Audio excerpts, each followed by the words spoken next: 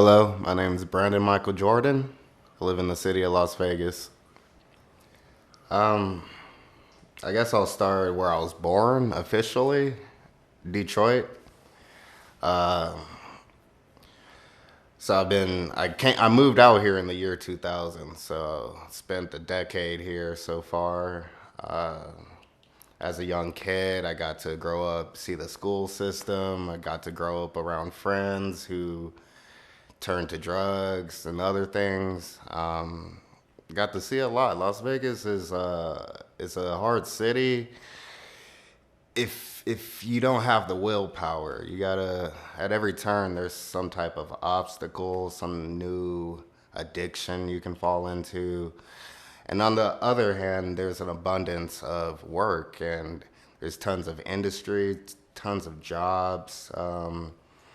A lot of success stories have come out of Vegas. So I guess I'll just start from when I was a kid.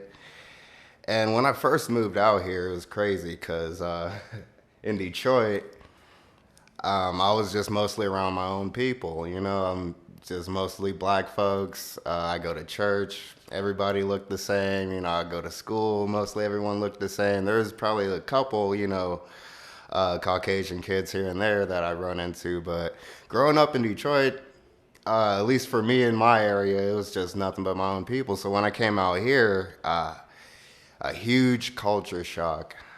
Las Vegas is as diverse as it gets, honestly. There's all types of nationalities, all types of religions. I mean, any style of food you can think of, there's a restaurant for it. Vegas, when I first came out here from Detroit, automatically just opened my eyes because I'd only see other types of people like on TV and whatnot. And so in my head, it sounds funny to say now, but in my head, I thought the majority of people were around the country were black. So when I come out to Vegas, not only is it, I realize, okay, I can throw that theory out the window. Not only that, but I started to run into all types of different groups of, we normally put like Asian people in one group together. That's just not the truth. You start to realize, okay, this guy's Korean or, that guy's from China, Japanese. You start to understand the different variations of race and culture living out here. At first glance, I mean, it's a pretty Mexican style authenticity going around. Even our street names and whatnot, Silverado, El Dorado, all types of throwbacks to the Mexican territory and whatnot and all that. But at the same time, you don't want to just assume that every Spanish person you meet is Mexican. You want to start to learn, okay, well, what is the variations between cultures? And so coming out here for the first time when I was a young kid, didn't know anything, man, getting to know all the different types of people, it just blew my mind. Until this day, I could catch an Uber ride and my driver's from Cuba, not that far from coming out here, and he's telling me all about the stories in Cuba and stuff, so you can learn a lot, you can meet a lot of cool people. I think my mother was like a lot of people, they saw Las Vegas or they saw the West in general as kind of like a place to escape. There's sunshine, there's good jobs. And then Detroit's a hard city, there's a thing called Devil's Night, and they go out and they burn everything. They're, breaking into cars and whatnot. And so I guess my mother, she saw all that and was like, no, we got to get away. And at the time, my grandmother was still alive, and I guess for some crazy reason they suggested Las Vegas. I think we had an uncle or someone who had lived out here previously was like, yeah, Las Vegas, cool place to be. So after elementary school, my mind's starting to develop more. And so real early they try to teach you about the things you can run into, the negatives about living in Vegas. At a young age, I believe it was sixth grade, they passed out pamphlets. Because out here we have a terrible meth crisis. It's awful. It's, I don't think I can do it justice by just by going into detail. I just, you do some research. It's bad out here. Not just that, the homeless problem and mental health, horrifically overlooked. So at a young age, they're passing out pamphlets to us, and we're checking them out, and they're basically telling us, like living out here, you're gonna spend your whole time trying to escape these situations, escape these type of friend groups and whatnot. And a good amount of us listen to it, but after you get into high school and you start to see people you went to middle school with, and they're out in the street, doing whatever. Drug culture in general out here is just, it's horrific. And there's not one place to blame it. I think it's kind of like an abundance of, for one, we live in the city we live in 24/7. I mean, whatever you can think of, you can have.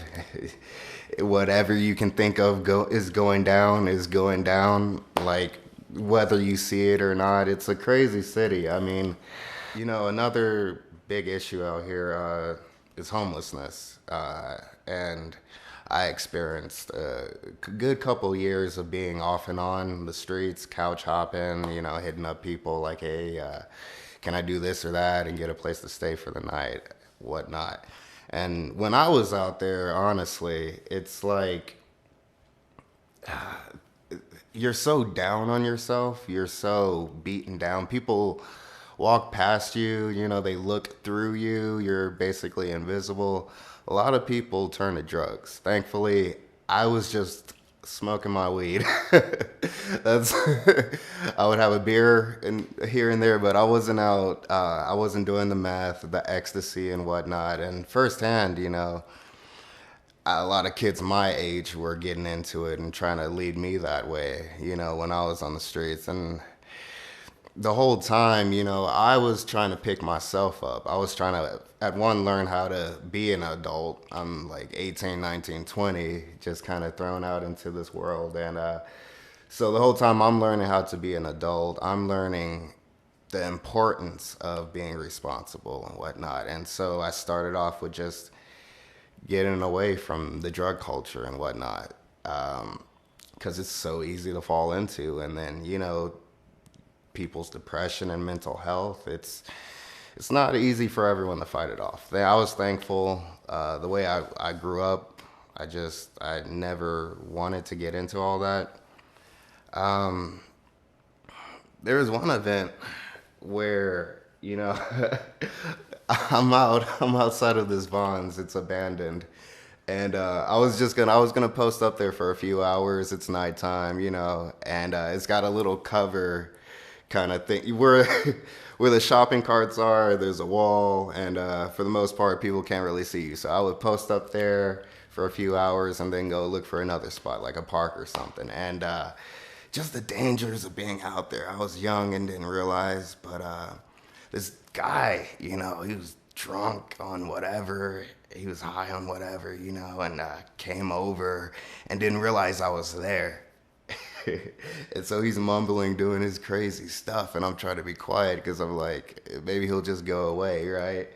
But I cough. And then he turns around and he freaks out. He's like, "What the hell? This is my spot."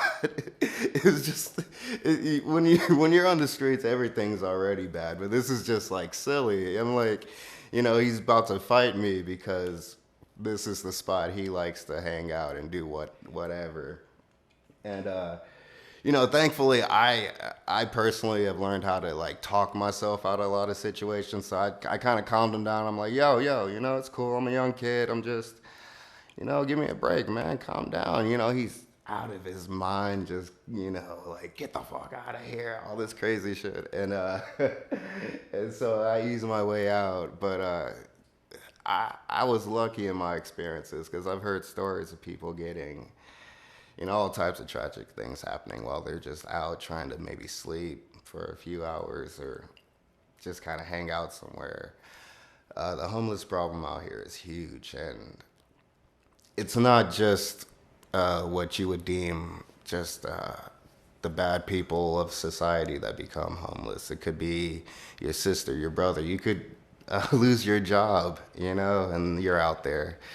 But what I did learn after all of that is to try to secure certain things in your life. Try to you get a good job, hold it down and show your boss, hey, I'm your guy,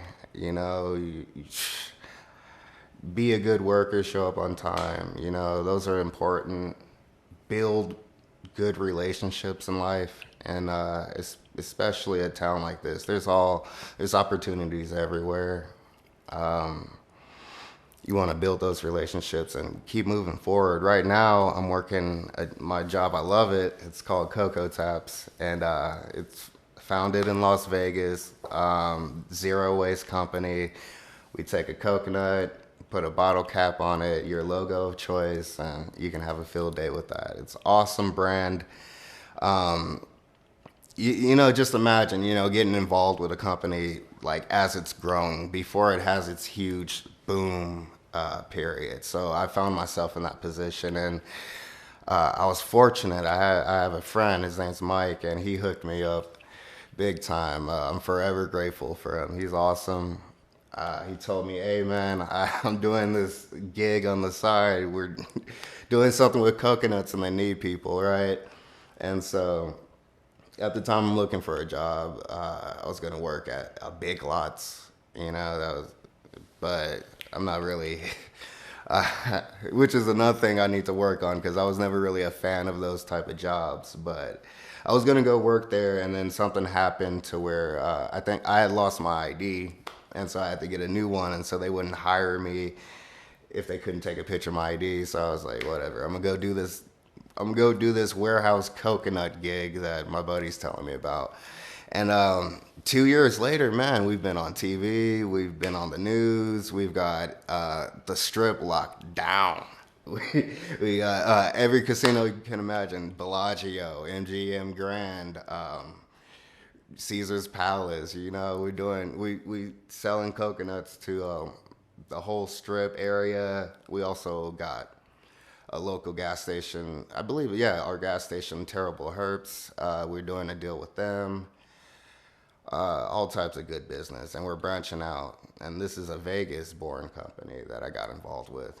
After years of just kind of living out here and going through my little period of growth, from 18 to 20, learning, okay, this is what adult life. I didn't grow up with strict parents, well, I grew up with my mother, basically, and my brother, who's older than me, tried to be kind of like a father figure, but he was out living crazy himself, so I didn't really have anyone in my life like here do taxes, or here learn this and learn that.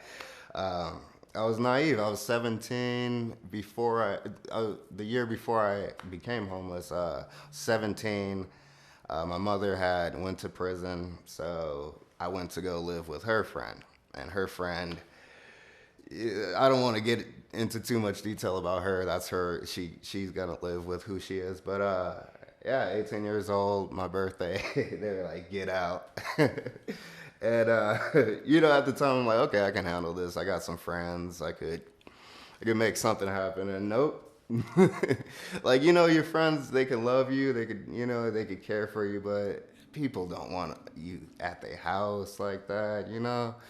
People, they'll give you maybe a day or two, but it's like people like their private space. People like their own area, and they don't want that another person's energy, especially when you're going through it. Your energy can really bring down others. And again, with me, I'm learning how to just grow and how to live an adult life at the same time, not knowing anything and just still being a kid in my mind, a teenager, smoking, drinking, trying to party. I've learned to love Las Vegas in a way that it's hard to explain. You know, it's such a hard city. You can get beaten down so many times, but Jesus, it's so much fun. And if you got a good head on your shoulders, I'm telling you, great place to live. It's not just the strip. Beyond that, it's like a regular town. It almost feels like a small town. Vegas has a lot of suburban neighborhoods you can move a family out to. I recommend if you do come out here, just, you know, keep your head straight.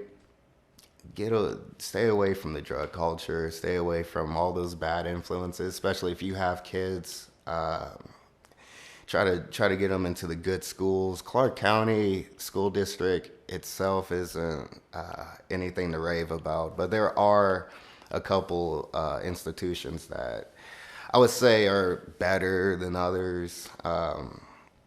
So you just look for a good school if you're planning to move your kids out here. The drivers. The term bad drivers it doesn't do it justice. In Las Vegas, people are terrible. When they get into their cars, it's like all they don't care about anything but getting to where they're going. So you got to worry about that big time. I've seen all types of car collisions. I've seen people get hit senselessly too. You know, these people are going way past the speed limit just so they can get to Taco Bell or something, you know, or to Walmart and it's horrible. The driving is awful. I hope something changes. And then alcohol is so abundant that people they'll drink themselves silly and hop into the vehicle. So worry about that big time. I would say they're cracking down on it as much as they can, but seriously, we have people driving the wrong way. We have people, you know, making turns they're not supposed to. But other than that, I personally wouldn't mind living in Las Vegas for the rest of my life. I mean, I would love to travel, and I would love to see the rest of the world. Is what I don't want to not throw that out there because I do enjoy nature, and after a while, you're gonna miss things like trees and grass and snow. So you want to go out and enjoy all those things, but my personal preference would have a home kind of way outside of the strip area, kind of more in a suburban area, or if I could, there's a lot of areas almost on the outside of Vegas that are really nice too. I want to own a home that I can always come back to and travel because I love this city and I don't think I could ever get away from it completely.